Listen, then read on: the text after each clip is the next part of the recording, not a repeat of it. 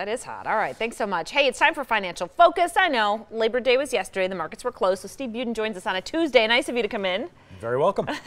We've got the latest headlines. Obviously, a big story today, the Supreme Court hearings.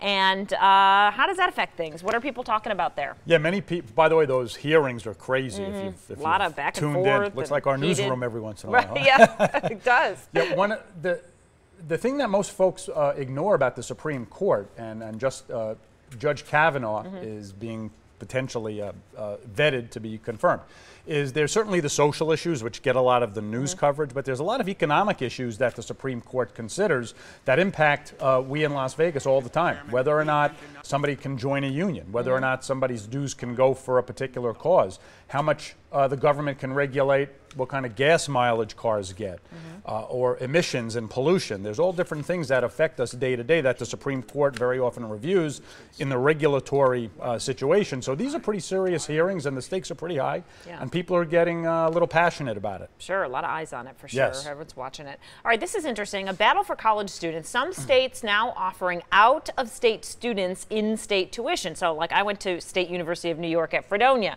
Got a great deal because I lived in New York. Right. So you're telling me someone from Texas can come go to school with me and get the same price? Depends on your state. Yes. I'm reading over the weekend, a lot of Midwestern states are seeing graduation rates drop. Their populations are going down. So a lot of the in-state schools are competing with college students, and 3 states in particular so far, Michigan, Nebraska, South Dakota, are actually offering in-state tuition to out-of-state students. So I bring this up to the viewers just to allow them to expand and broaden their horizons and their search parameters, because if you're willing to travel a little farther, you might be able to compete for a pretty decent tuition.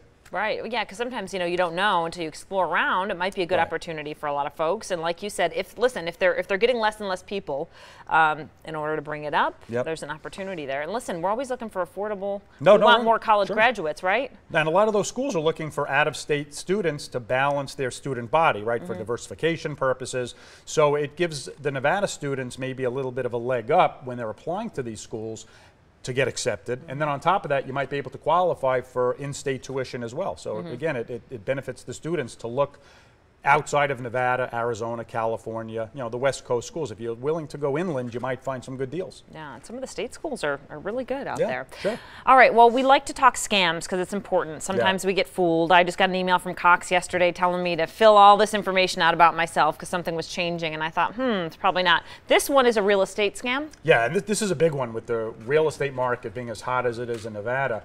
Anybody out there potentially buying or closing on a house, be careful. What's happening is realtors, mortgage brokers, title companies are having their emails compromised, and the day before you're closing, you're going to get an email, hey Dana, wire your down payment money to this account over at this title company, when in effect it's an offshore bank account. So you're sending your down payment thinking you're committed to your part of the deal, but it's going overseas, and once it leaves this country, the money's gone.